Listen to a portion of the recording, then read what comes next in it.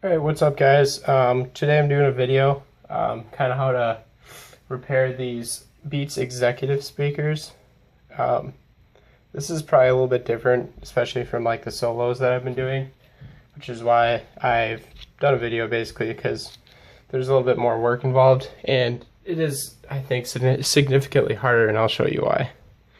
So basically the first thing is that you have to take off this cushion here, and that's a little bit harder to do because not in these compared to like the old versions, like in the solos and studios, instead of like cranking them off to the right, you have to just kind of pull them off because they're held together by just some adhesive.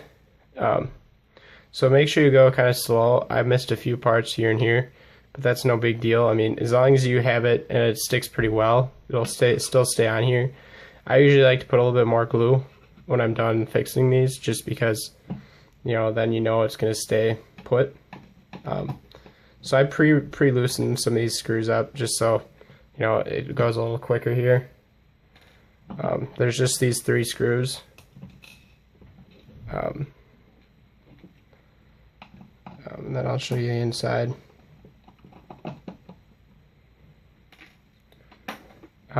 We're probably going to start selling these Beats executive speakers pretty soon. I've noticed quite a few issues with these, so that's why I think I did a video, and yeah, let me know if you have any questions. So there's this little piece of tape here. Make sure you keep this handy because like the reason why it's here is basically so it grounds any of the wires. So if you don't have this, and some of your wires could like mix together, and if they hit this this part of the speaker, it can make this really loud ringing noise in your ears, and it's super annoying. So make sure you keep this piece of tape. It doesn't look like a lot like much, but it actually is a big help. So yeah, try to be a little bit careful here with this, because I mean, yeah, it is pretty important. You can see I kind of like cracked it, but kind of ripped it in half here, but I'm going to try to grab it all that I can.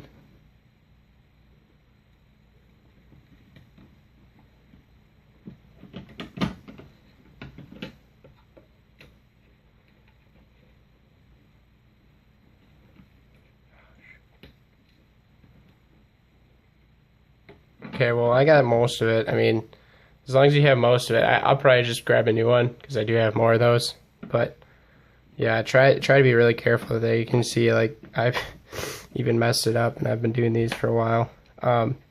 So then on the inside, there's 3 more screws here, here, and here. So you just gotta pop those out now next. Can't really show that other one, but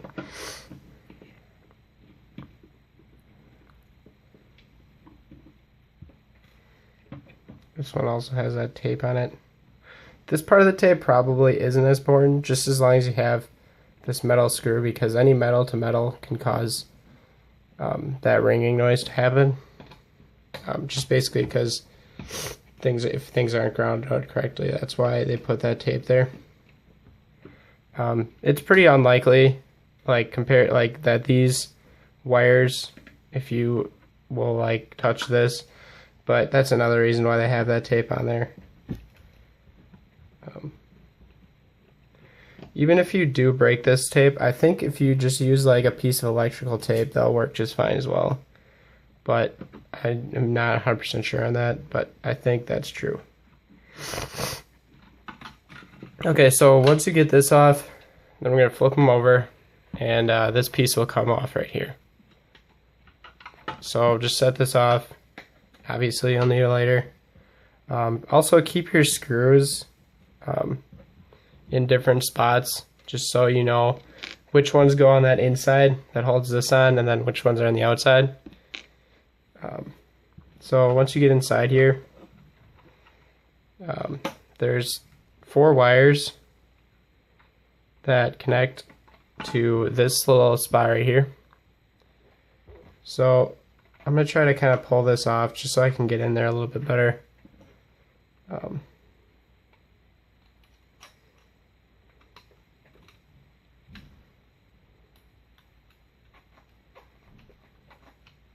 But like I said, I'm trying to be a little bit careful, so this might take me a little while.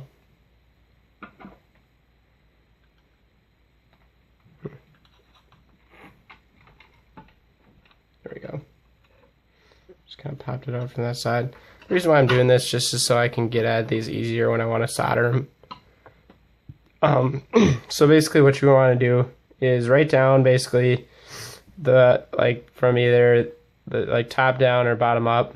Like, okay, I got the blue, then the gold, and then the green, and then the red.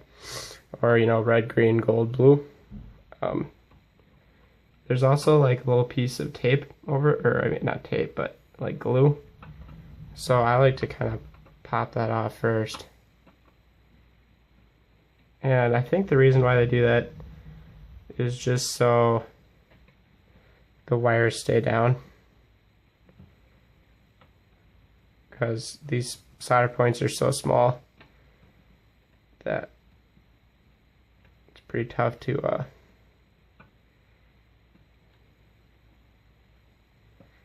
keep them that way.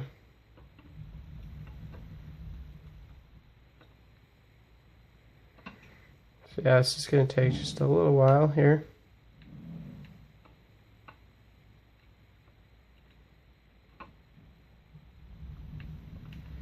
Okay, so like I said, you can send these in. I'll do this for you if you don't feel comfortable, because it is quite, I mean, it's a hard repair, I'm not gonna lie. Really just because of how small these points are. For this, you know, for the other videos I usually just ripped off the wires, but these are a little bit more delicate, so I'm actually going to desolder them, sorry. And oops.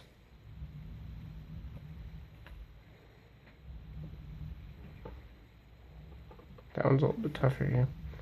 Come back to that one. There we go.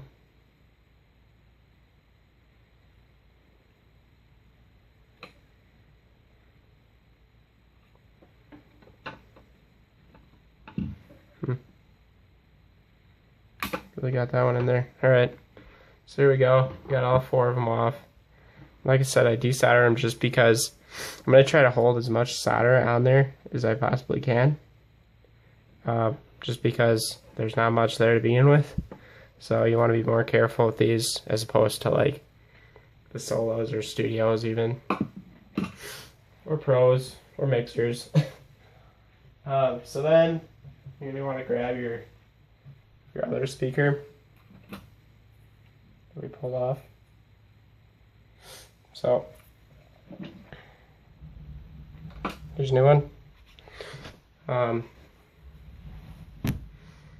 then you're going to want to slide it in just like the last. Actually, I'm going to tie all these together so it makes it easier for me. So now I'm going to slide that in right there, and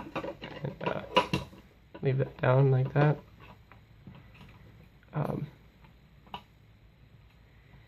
And untwist them. This is weird wire in the way, get that out of there. Alright. So, like I said before, you know, take the blue one first. And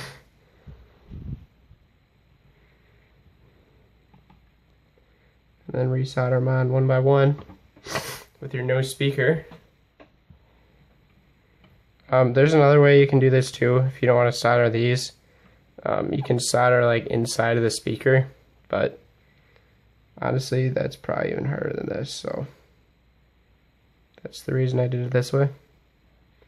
Trying to do it the easiest way possible.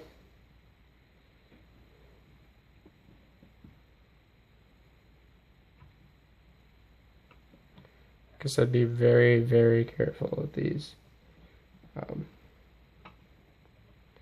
Because these solder points can easily break off. And if that happens, that's really hard to get them back. I mean, you can use your own solder flux and try to put more on there, but it's pretty difficult. I'll give you that. I mean, I struggle with it a lot, so that's why I'm trying to be extremely careful. I should be wearing gloves too, by the way, so I don't burn myself, but whatever.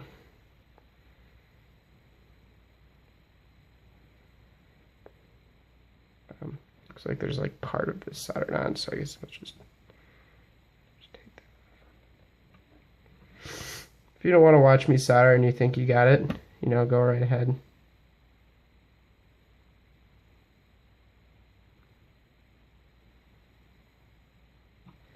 But yeah, I press super lightly just to try to just barely get it on there.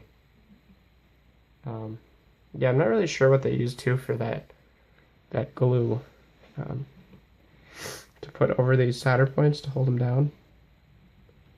I'd be interested to see what kind of material they like do they just use a super glue? Or maybe I think it might be an adhesive strip,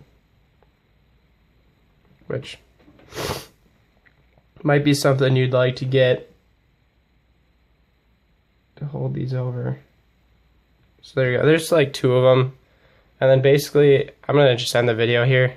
And once you get the other 2 on, basically just put the screws back on here and the screws back on here, and you should be good to go. So let me know if you have any questions. Thanks for watching, and I'll see you next time.